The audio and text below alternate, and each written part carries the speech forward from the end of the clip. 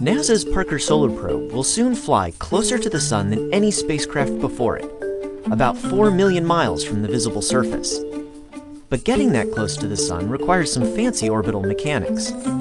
It takes 55 times more energy to go to the Sun than it does to go to Mars. Why is it so hard to get to the Sun? The answer is related to why Earth doesn't just fall straight into the Sun, despite the strong gravitational attraction. Earth, and everything on it, is traveling very fast, about 67,000 miles per hour, in a direction that is basically always sideways relative to the Sun.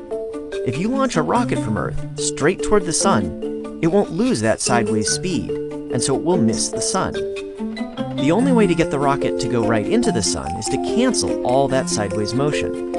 Leave even a little bit, and it will miss the Sun and enter a new orbit. To cancel Earth's motion, you have to launch the spacecraft backward as fast as Earth is hurtling forward. But 67,000 miles an hour is really fast. Spacecraft have to go upward at only 25,000 miles an hour to escape Earth.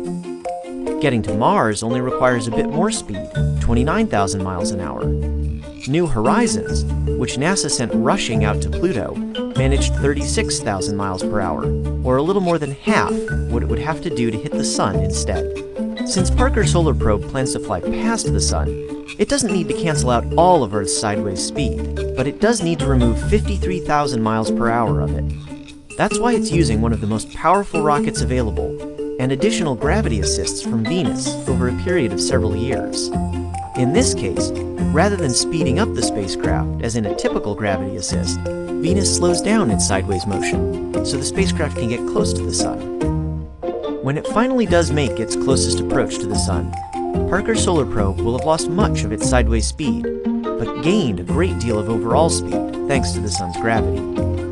Parker Solar Probe will hurtle past the Sun at 430,000 miles an hour, the very first human-made object to get that close.